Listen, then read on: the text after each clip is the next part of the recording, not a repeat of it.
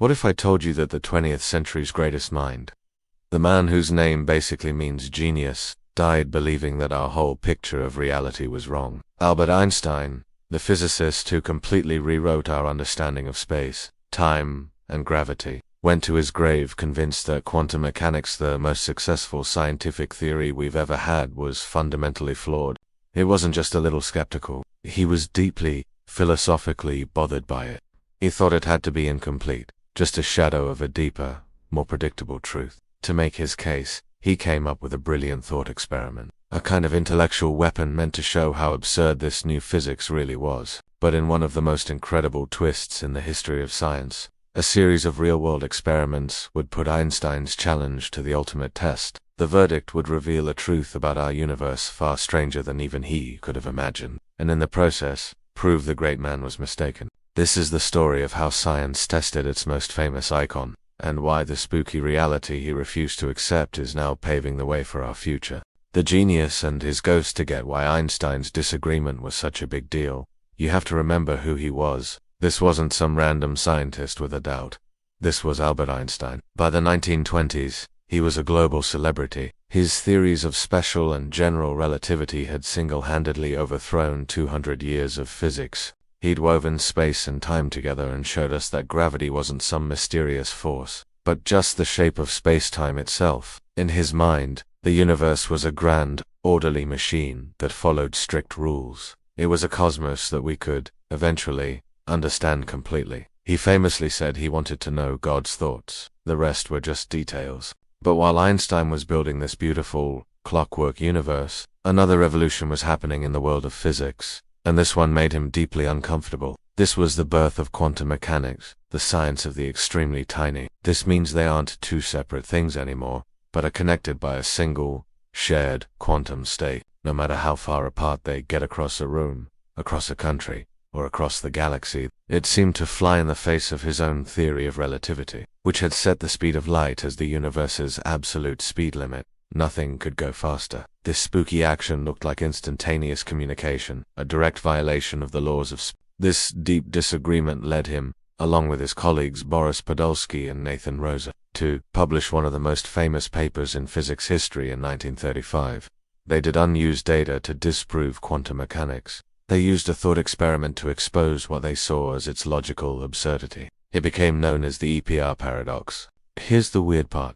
If you measure a property of one particle, like its spin, you instantly know the matching property of its twin, with 100% certainty. It's like particle B immediately knows what just happened to particle A, faster than light could possibly travel between them. And where Einstein saw order, quantum mechanics saw probability, uncertainty, and just pure weirdness. Led by physicists like Niels Bohr and Werner Heisenberg, the Copenhagen interpretation of quantum mechanics described a reality that was fundamentally fuzzy. It said that tiny particles, like electrons, don't have definite properties like a precise location and a precise speed at the same time. Instead, they live in a cloud of possibilities, a superposition of every possible state all at once. An electron isn't here or there.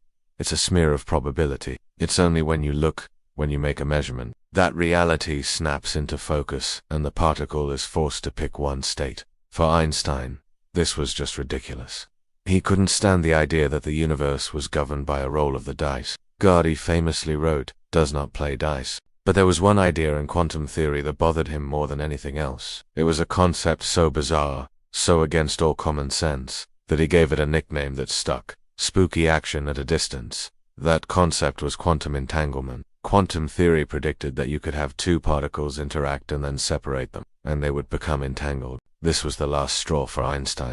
The perfect weapon, the EPR paradox. Einstein and Rosenauer EPR were convinced they had found the fatal flaw in quantum mechanics. Their whole argument rested on two ideas that seemed like total common sense, principles they believed any good theory of the universe should have. Today, we call them locality and realism. Let's break those down, because they are the absolute heart of this fight. To push a chair, you have to touch it. An event in one place can't instantly affect something happening far away. The influence can't travel faster than light. That's the core of Einstein's relativity. Locality is the simple idea that things can only be affected by their immediate surroundings. A basketball is round even when no one is looking at it. The moon is still there even when it's cloudy. The EPR paper put it more formally. If without in any way disturbing a system, we can predict with certainty ... the value of a physical quantity, then there exists an element of reality corresponding to that quantity. Let's say these particles have a property called spin, which can either be up or down when measured. The entanglement guarantees that if particle A is measured as spin up, particle B will always be measured as spin down, and the other way around. They're perfectly Basically, if you can know something is true without looking, it must have been true the whole time. No signal could have traveled from her measurement to Bob's particle to tell it to become spin. So, her measurement couldn't have caused Bob's particle to have a specific spin. Therefore, that spin down must have been a real, pre-existing property of particle B all along. It wasn't decided when Bob looked. It was baked in from the start. Let us imagine particle A goes to a physicist named Alice, and particle B goes to her colleague Bob, who are light years apart. But that directly contradicts quantum mechanics itself, specifically the Heisenberg uncertainty principle, which forbids a particle from having definite values for certain pairs of properties simultaneously. Realism is the belief that objects have definite properties that exist before we look at them. They wrote, "We are thus forced to conclude that the quantum mechanical description of physical reality ... is not complete." Alice could have just as easily decided to measure a different spin direction, say, horizontal spin. By the same logic, that property must also have been real and predetermined. It seemed like a question that would stay a thought experiment forever. That is, until a physicist from Northern Ireland figured out how to put reality itself on trial. Armed with these two ideas, locality and realism, together called local realism, EPR laid out their trap. It goes like this.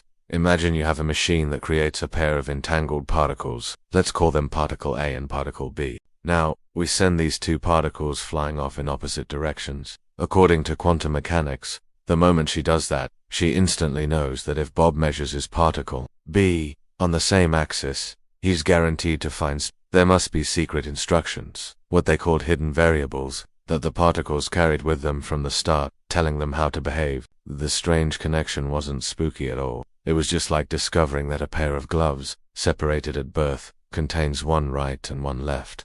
There's no spooky link. The information was always there.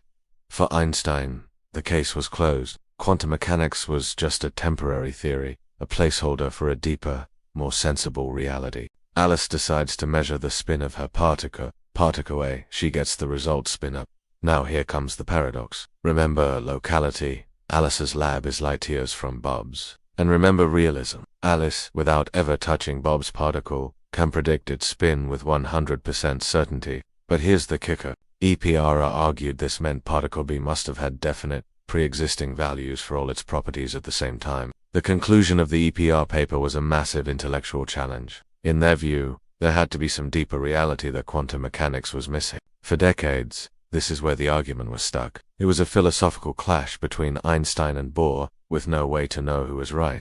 This whole debate gets to the very core of what reality even is. If you're enjoying this trip down the quantum rabbit hole, do me a favor and hit that subscribe button and the little bell icon. We tackle the biggest questions in science every week, and you won't want to miss what we dive into next. Alright, back to the story. The test, Bell's theorem. For almost 30 years, Einstein's challenge was just an argument, a brilliant argument, but still just an argument. It seemed there was no real experiment you could run to prove whether Einstein's hidden instructions world or the spooky action world of quantum mechanics was the right one. He took Einstein's philosophical argument and translated it into cold, hard math, creating a theorem that could actually be tested in a lab. Bell's theorem wasn't about what felt right. It was about getting a number. Bell figured that if Einstein's local realism was correct, if particles have preset properties and and talk to each other faster than light, then there has to be a mathematical limit on how strongly correlated the measurements on two separate particles can be. It gave a concrete, measurable prediction that would be different depending on which version of reality was true. Then, in 1964, a physicist at CERN named John Stuart Bell changed everything. If Einstein is right and each particle has its own set of hidden instructions, you can calculate the maximum possible correlation they should ever see across thousands of measurements. There's a limit. Bell's inequality is that limit for particles. Bell did that math, and it's expressed in what we now call a Bell inequality. The results would be more in sync than any local realist theory could ever explain. You could build a machine, run a test, and get a number. If the number was below Bell's limit, Einstein was right. They built a machine that created pairs of entangled photons and sent them to detectors. The experiment was incredibly difficult, and Klosser later said he faced a lot of skepticism from other physicists. For instance, what if the detectors weren't catching all the particles? Or what if the settings on the detectors weren't changed fast enough, allowing some kind of slower-than-light signal to coordinate things? When the data came in, the result was stunning. Bell's inequality was violated. The correlations were stronger than local realism allowed, just like quantum mechanics said they would be. In 1982, a French physicist named Alain Aspect ran a much more advanced experiment. He used a device that could switch the measurement settings incredibly fast after the entangled photons had already left the source. This closed the locality loophole, making sure one detector couldn't influence the other.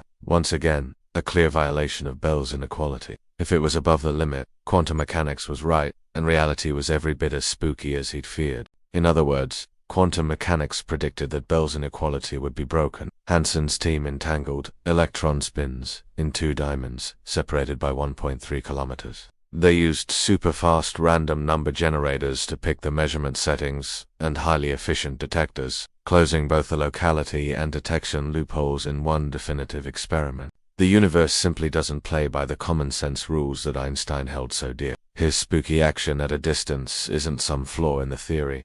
It's a real feature of our universe. Here's the basic idea. Imagine Alice and Barbara back at their stations. Think of it this way. If you questioned suspects in separate rooms, their stories can only be so consistent if they agreed on an alibi beforehand. But here's the bombshell. Quantum mechanics predicted that, for entangled particles, the correlations would be stronger than Bell's limit. Suddenly, the question wasn't philosophical anymore. It was scientific. It took a while for technology to catch up, but in 1972, John Clauser and Stuart Friedman at UC Berkeley ran the first real Bell test. But science is tough. Clauser's experiment had a few potential loopholes, gaps that a critic could use to argue that hidden variables might still be at play. Over the next decade, physicists worked to plug these holes. The final chapter was written in 2015. 3 independent teams, including a group led by Ronald Hansen at Delft University of Technology, finally performed loophole-free Bell tests. The results were the final word. They showed, beyond any reasonable doubt, that the spooky correlations predicted by quantum mechanics are real. The verdict and the spooky legacy the experiments were in, and the verdict was clear. The universe, at its most fundamental level, is non-local. Einstein, the man who reshaped our ideas of reality, was wrong about its deepest nature. The very weirdness he couldn't accept. The interconnected quantum world has been confirmed time and time again. Even though the link between entangled particles is instant, you can't use it to send a useful message. Bob can't know what Alice chose to measure until she tells him using a regular, slower-than-light signal, like a phone call. In a beautiful scientific twist, the very spookiness he hated is now being used to build the technologies of tomorrow. The legacy of this great debate isn't just a deeper picture of the universe, but a whole new technological revolution. So, the rule that cause has to come before effect is safe. Einstein's theory of relativity isn't broken, but our classical intuition about how the world is supposed to work definitely is. Reality is just far more connected than we ever imagined. So what does this actually mean? Is information traveling faster than light? Not quite. But the story doesn't just end with Einstein being wrong. It's a story about the triumph of the scientific method. It proves that in science, no one gets the final say, not even Albert Einstein. He was wrong. The reality we live in is far stranger, more connected, and more mysterious. It's a reality built on chance, linked by invisible, instantaneous threads. A truly spooky and truly wonderful universe. Ideas, no matter how beautiful or intuitive, have to face the music of experimental proof. Einstein's skepticism wasn't a flaw, it was a gift. His tough questions forced physicists to examine the foundations of their own theory more deeply than they ever would have. He asked the right questions, even if he didn't like the answers nature gave him. Quantum entanglement is no longer just a weird idea. It's the engine of the future. Think about quantum computing. A normal computer bit is a 0 or a 1. A quantum bit, or qubit, can be both 0 and 1 at the same time. By entangling qubits, quantum computers can chew through a massive number of calculations at once, promising to solve problems that would take today's best supercomputers billions of years. If a spy tries to listen in, the very act of measuring will disturb the entanglement in a way that gets noticed immediately. Entanglement offers a cosmic security system. Then there's quantum communication. Because measuring one entangled particle instantly affects its partner, you can use this to create unbreakable codes. From quantum sensors that allow for incredibly precise measurements to the future quantum internet, entanglement is at the heart of innovation. The very revolution that Einstein fought so hard against is now driving progress. In the end, this isn't really a story about a genius failing. He died believing in a logical, predictable, and local universe.